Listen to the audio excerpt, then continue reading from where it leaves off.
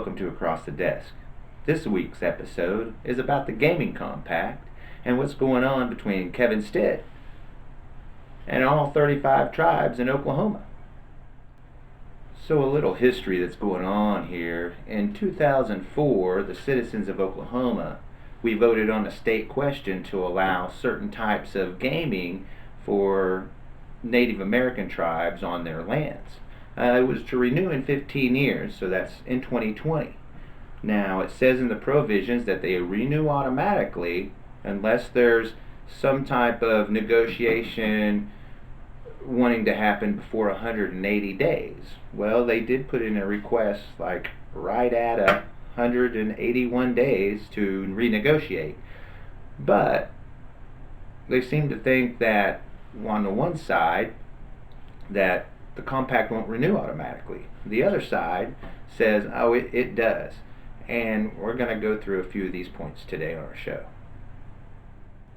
I'd like to talk a little bit about what the gaming compact does for Oklahoma now.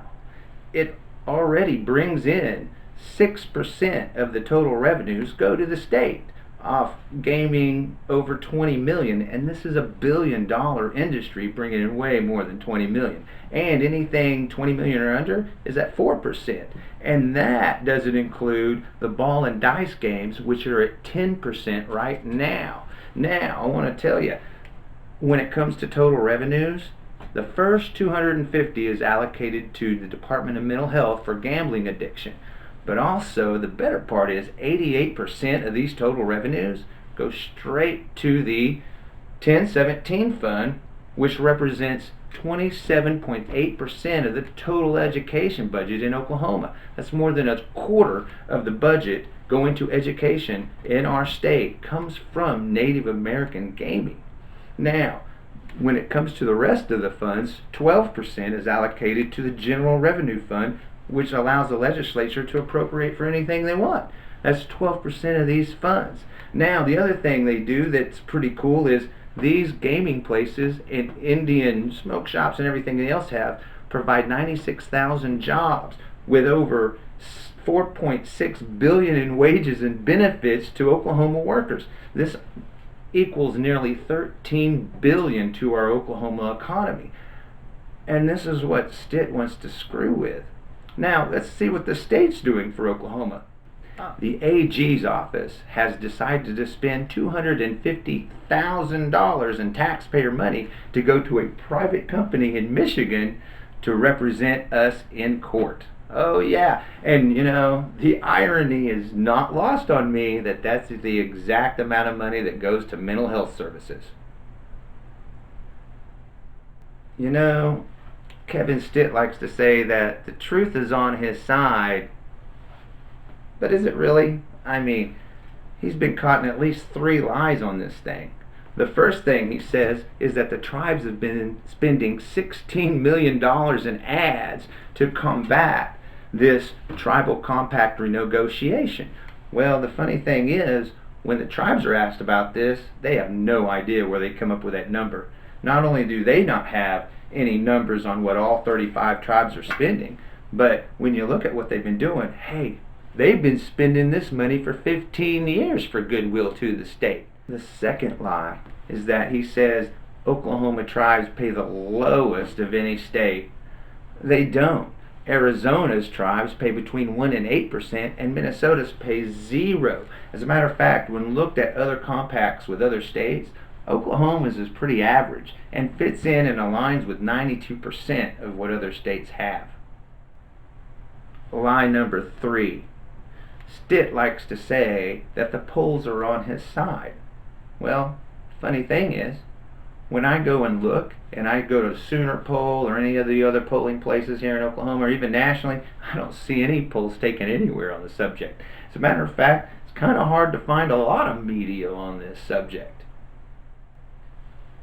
And when it comes to polling, even people on the GOP and who you think would be on his side, they're not fully on his side. When David Bond of OCPA comes out and says, I think the tribes may have an advantage over Stitt in this. You got to listen to that. Stitt's all there. Oh man, we're gonna win. No, he's not.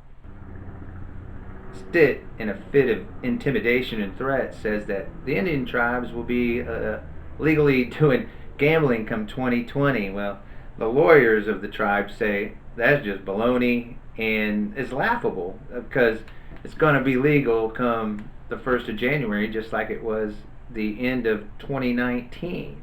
The thing is, the lawyers feel they got logic and the law on their side on this one, and when you combine that with the fact that they just gave the Horse Racing Commission approval for horse betting, gambling, and electronic gaming, well, there's this thing in the Constitution that says all laws need to apply equally to everyone or they're unconstitutional. Maybe you ought to read that part. Look, Stitt's destined to lose this one. One of the things I like to do is I like to read a lot of ancient history, and a lot of that ancient history has to do with ancient military strategy. And one of my favorite strategists had the 5 conditions. He could tell who would win or lose based on 5 conditions. Who has the will of the people? Who has the best equipment, training, and officers and men? Who has the best command, who has the best doctrine, and who has the command of the terrain. He's got none of those. And I'm going to go through each one of these points. Number 1, the will of the people. He just doesn't have it. I know he likes to say the polls are on his side, but like I said, there are no polls. And when you actually look at what's on the ground here, there's people in the GOP that aren't in line with him who are saying, those tribes really do a lot for Oklahoma. And when you have OCPA coming out saying, I think the tribes have an advantage, you might want to listen to that, because I can tell you, that shows me one thing, there's a little bit of a division there. Well, I'll tell you what, who's not divided? That's the 35 tribes in Oklahoma. They're pretty much lockstep with each other out on this one. Of course, you're kind of threatening them. You're threatening their sovereignty. You're threatening their livelihoods. You're threatening them in so many ways. Yeah, man, I would fight you tooth and nail for that too. And they just have the unity that Stitt doesn't. 2 is the equipment, trained officers and men. Now, on this one, he doesn't have the trained people on this. I'm just going to tell you, one side has been at this for 15 years. As a matter of fact, a lot of the same lawyers and negotiators that are in this 15 years later, they were the original ones who did this in the beginning. So they really have the people in place, and they really know the equipment they're working with. And what do we got? We got Kevin Stitt, who just showed up. And here we go. 3 is command. It just doesn't look like Stitt has much command of the situation. I mean, 1, he's got people in his own party and his own AG that aren't totally 100% aligned with him. And then you have the tribes who are way up on the language of this.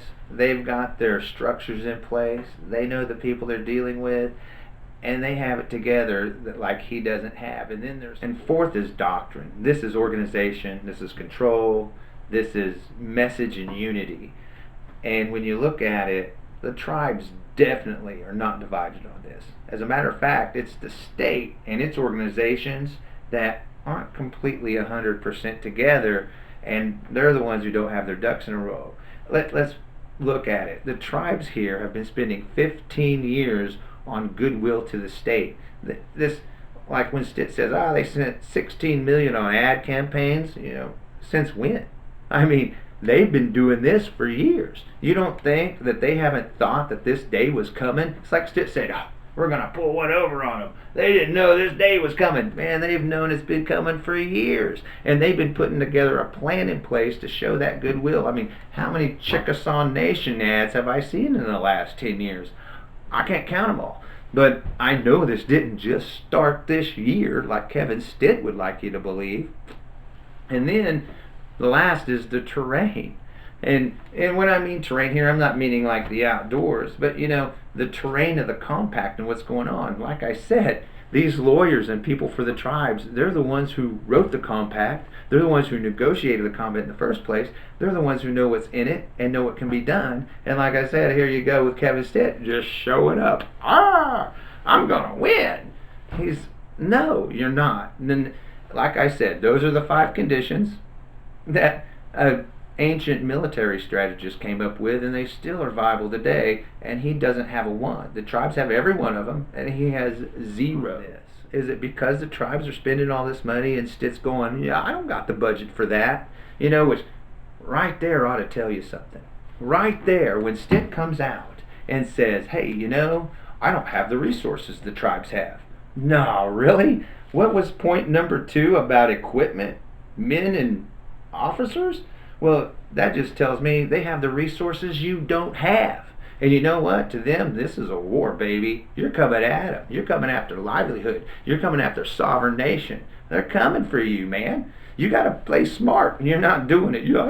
Hold on, we need to play fair, and they need to stop putting these ads out. Baloney, man. They're going to do it. I'm sorry. You just need to get... The tribes have been putting out ads for the last 15 years. Does he really think that the tribes didn't see this day coming?